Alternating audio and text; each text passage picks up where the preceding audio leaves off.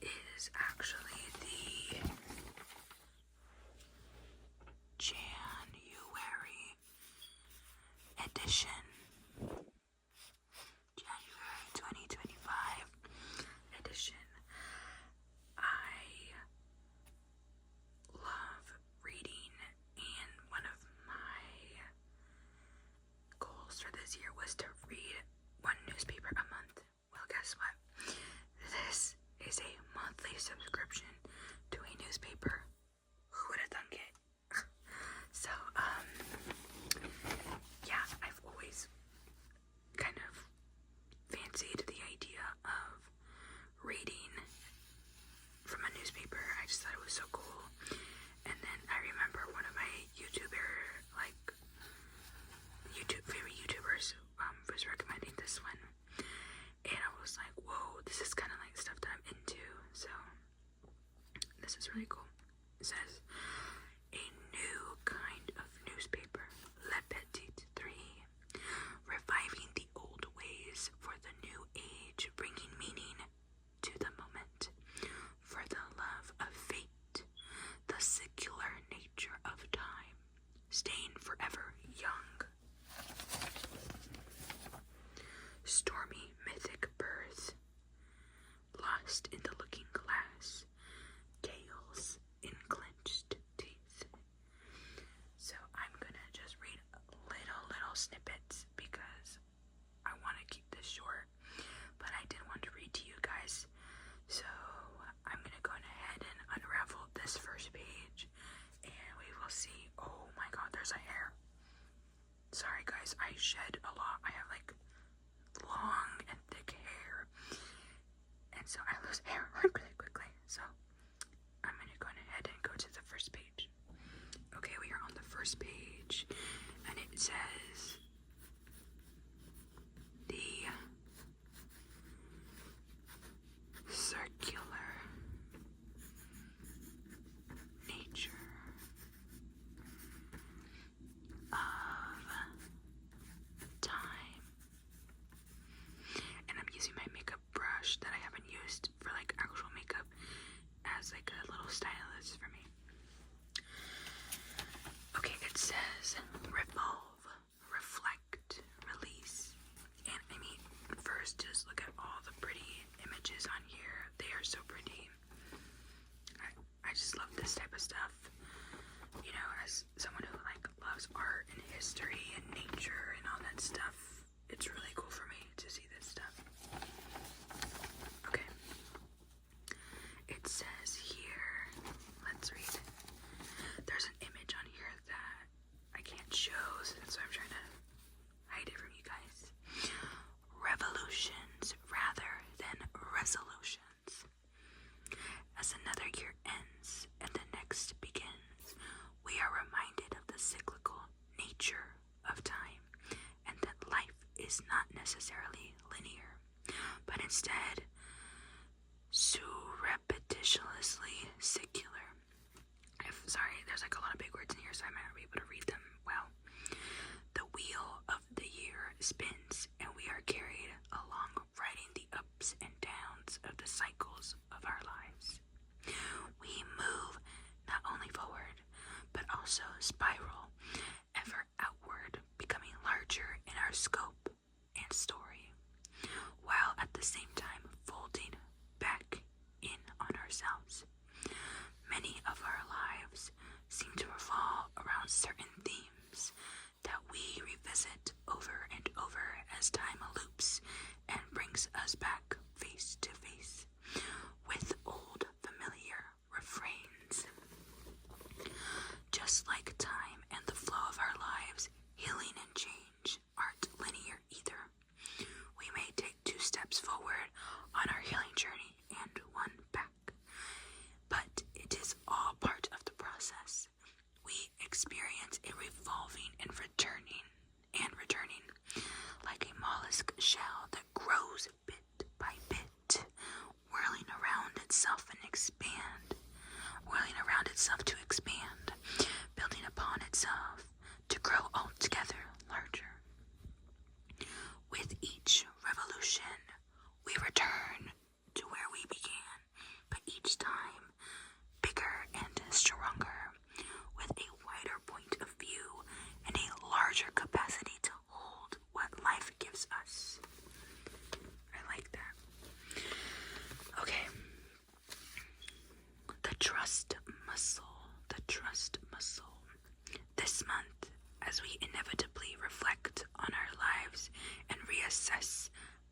us to proceed, let us consider that reactive reflex isn't the only way to respond. Release and relaxation are just as practical.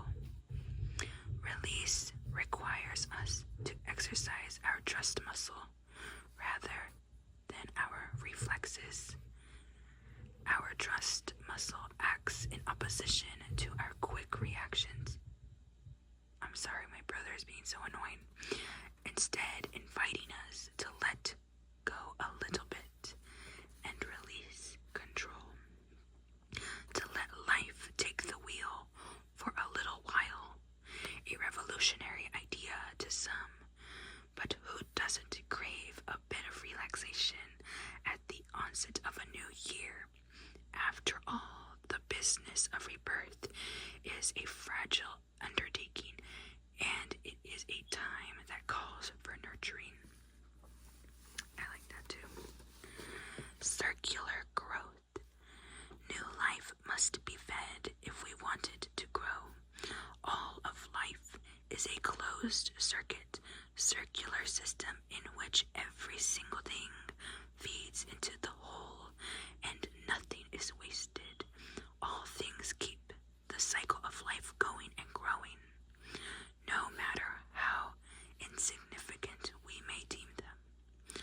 The laws of nature decree that there must always be input in order for there to be output. An apt lesson for quiet January and its certain need for soft rest despite the pressure of many. Feel to take this time to change things about their lives or take on new endeavors. Revolutions take time to organize, and it's important to remember that to continue along, we must allow ourselves some time for input, time to engage in those things that feed and nourish us, that help us to organize our thoughts and feelings before we are able to put anything out or make our way towards growth and change. All acts, great and small, contribute to the churning of life, even rest. January is the perfect time for hibernation, incubation, and gestation. Let me cover that image for you guys so you guys don't see it. Whatever changes we wish to make in our lives will only sustain if we let them develop in their own time. I underlined that because I feel like at times, I think most people want change. People want to be better, but we also need to not rush things. We need to have a moment to sit with why we wish to change and not be so impatient and just think on it, wait on it. I believe in like divine timing, so I think that when we rush into things, or maybe we want things that we think is best for us, when actually something greater is waiting right along for us, and we just need to be patient. So, that's kind of how I received this statement. Whatever changes we wish to make in our lives will only sustain if we let them develop in their own time. Yeah, I really like that. If we allow the turning of the year to rush our growth, that growth will likely be fragile and not endure. Yep, I agree. Our metaphorical shells need ample time to build upon themselves, to coalesce mineral bit by mineral bit into a stronger, better, bigger version, so that we may be capable of holding a larger dream of life for ourselves. It is the quiet incubation that feeds and leads to these big moments. And this period of repose is just as valuable visible growth spurt or dramatic change. Here's another thing I underlined. So let us shift our perspective on the false paradox of rest and growth to instead see them as one in the same and as equal parts of an ever-evolving, revolving loop. Whatever it is that we're moving through in our lives, we must set it down for a little while and give it time. Give it some time and space. We may eventually be able to pick back up and look at it from a different angle to finally see the beauty and purpose therein. Just like the mesmerizing iridescence of the abalone shell that appears different with each subtle fluctuation of light, every shifting shade and facet is revealed to be equally beautiful nonetheless.